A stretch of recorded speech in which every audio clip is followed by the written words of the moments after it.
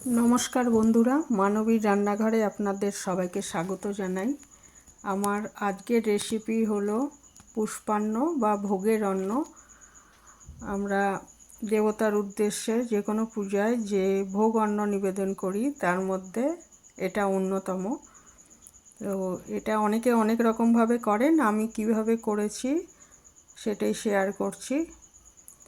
প্রথমে আমি 1.5 গ্লাস মতো গোবিন্দভোগ চাল ভালো করে 2-3 বার ধুয়ে এটা 10 মিনিট করে রাখবো, মানে জলটা ঝরিয়ে 10 মিনিট রেখে দেবো। হ্যাঁ, জল থাকবে না, কিন্তু ওটার মধ্যে যেটুকু জল থাকবে সেটাতেই চালটা ফুলে উঠবে।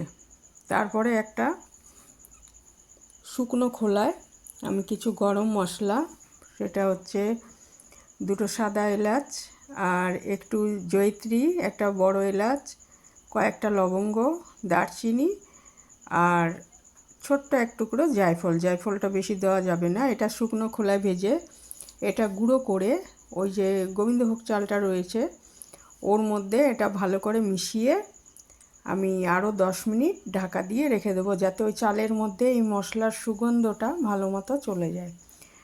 আর চালটার মধ্যে এই সময় আমি একটু হলুদ গুঁড়ো, নিজেদের পছন্দ মতো একটু হলুদ গুঁড়ো আর 1 চামচ নুন মাখিয়ে আর ওই মশলাটা মাখিয়ে একদম ঢেকে আমি 10 মিনিট রেখে দিচ্ছি।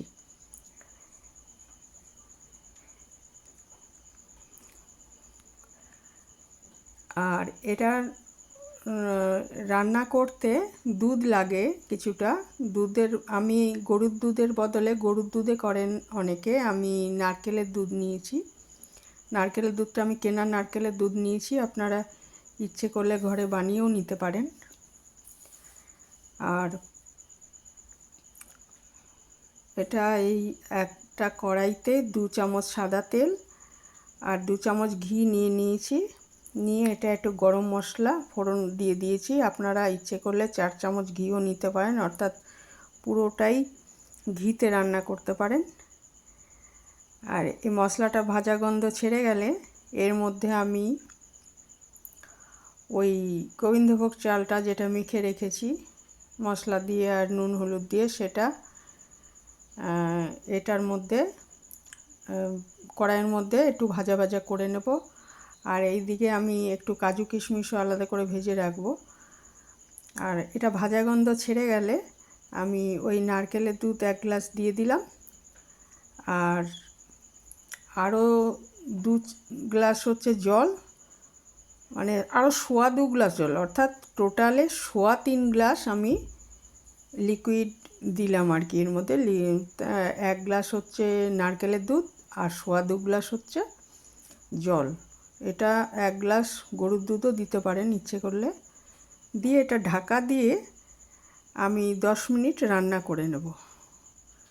10 মিনিট পর খুলে এটার মধ্যে আমি 3 চামচ চিনি আর ওই ভাজা কিশমিশ, কাজুটা আমি আগে দিয়ে দিয়েছিলাম ওই চালটা সেদ্ধ হওয়ার সময়, দিয়ে এটা ভালো করে নাড়াচাড়া করে আমি, এটা একটু সেদ্ধ হওয়া বাকি আছে চালটা, নাড়াচাড়া করে এটা আমি আরও 10 মিনিট মতো একদম লো আঁচে ঢাকা দিয়ে রেখে দেবো।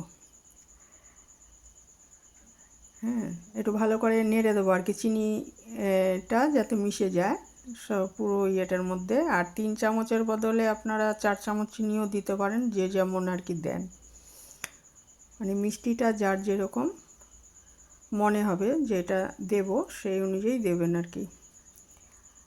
তারপরে এটাকে আমি আবার মিনিট 10 একদম লো আছে, মানে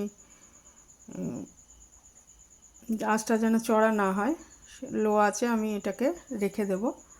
ওটার মধ্যে যে অল্প অল্প জল আছে তাতেই দেখুন এটা বাষ্প চলে আসছে, আর সেটাই বাকি যে সেদ্ধ হওয়া বাকি রয়েছে চালটা, সেইটা সেদ্ধ হয়ে যাবে। এই 10 মিনিট পর ঢাকাটা খুলে একবার দেখে নিয়ে যে সেদ্ধ হয়েছে কিনা চালটা দেখে আমি একদম আঁচটা বন্ধ করে দেব। লো আঁচে দিয়ে রেখেছিলাম সেটাকে বন্ধ করে, এটা বন্ধ অবস্থায়, গ্যাসটা বন্ধ অবস্থায় আমি আবার 5 মিনিট মতো রেখে দেবো। এটা দেখুন মোটামুটি হয়ে এসছে। এবারে এটা 5 মিনিট মতো রেখে দেবো। এই সময় আর মানে গ্যাসটা আর কি বন্ধ থাকবে, দিয়ে তাহলে এটা রেডি হয়ে যাবে একদম।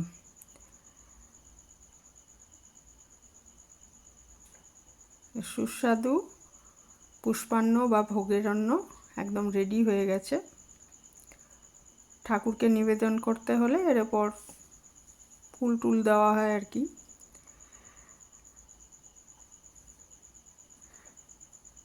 ফুল, তুলসী পাতা এগুলো সাজিয়ে দেওয়া হয় এর ওপর।